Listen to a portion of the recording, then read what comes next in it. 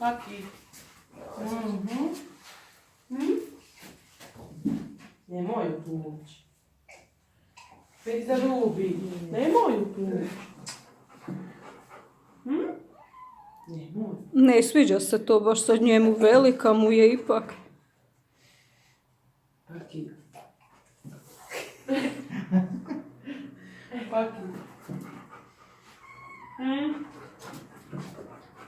Vidi kako mu daje do znanja da mu neće ništa.